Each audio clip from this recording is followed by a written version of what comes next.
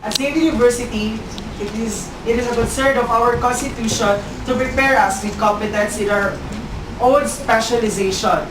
With that grades, our Constitution can be able to foresee if we could be a good educator someday. Thus, it is important for us to aim high in our grades. But how?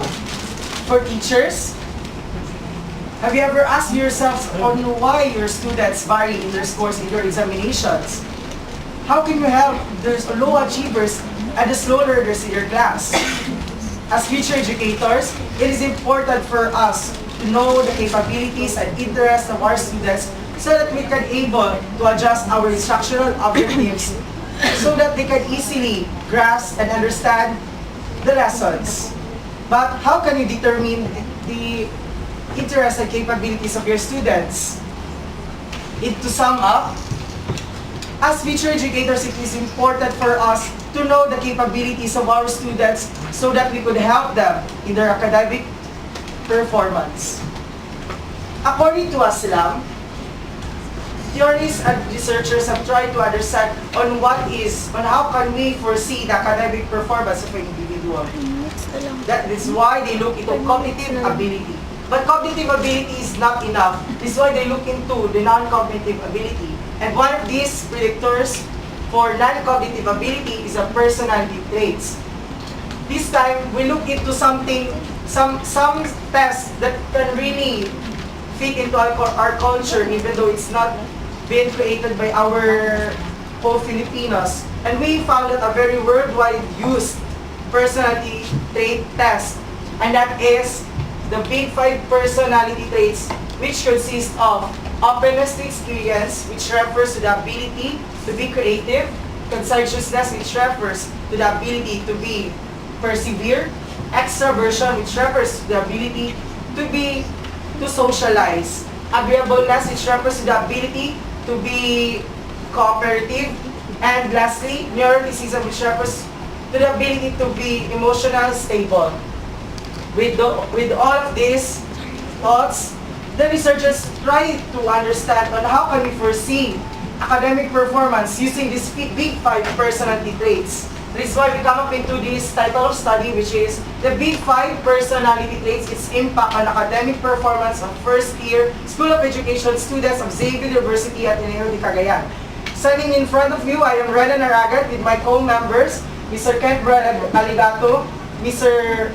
Edward Salinas, Mr. Claude Hanubas, and lastly, Mr. Joseph Magsino.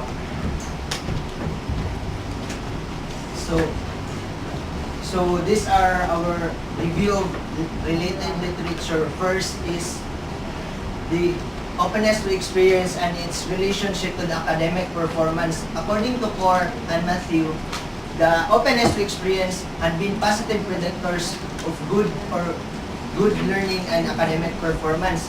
According to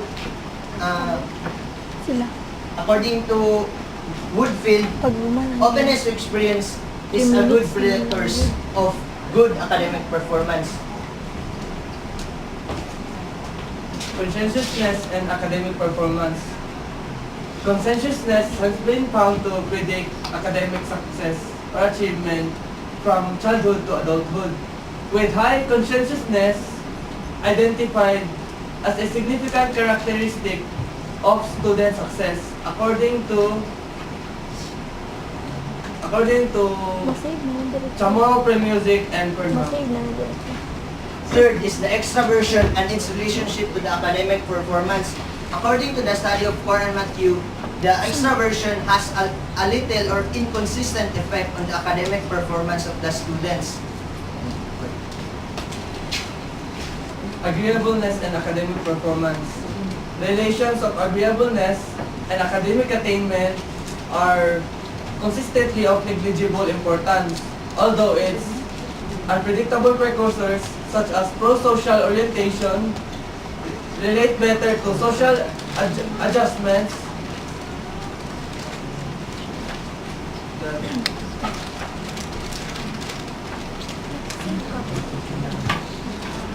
and thus is the neuroticism. According to the study of Burnham, the neuroticism, when when we go to the study that it is said that good academic performance is considered as high emotional stability or low in neuroticism. Pag-uman na yun. Ang 1 minute personality na lang. traits and academic performance. According to DECO's 2005 study of the personality traits, the respondents of the study are generally described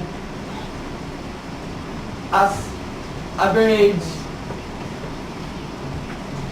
in the personality traits in relation to their academic performance. With those tangible resources, we come up into this schema.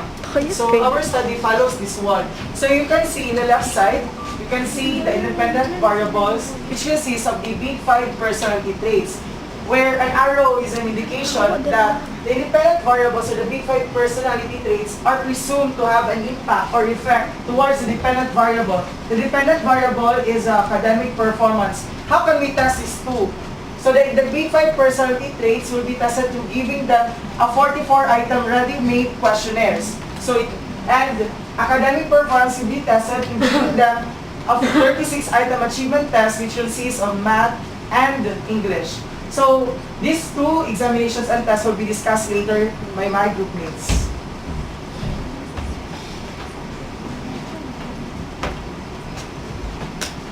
For problem 1, what is the level of personality traits of the first year school education students in terms of the big 5 personality traits? The said tool to be used is the means and standard deviation. This is taken from the book, from the Handbook of Personality, from chapter 5, Paradigm Shift to the Integrative Big 5 Trait Taxonomy, Theory and Research 2008. With the problem 2, what are the respondents' personality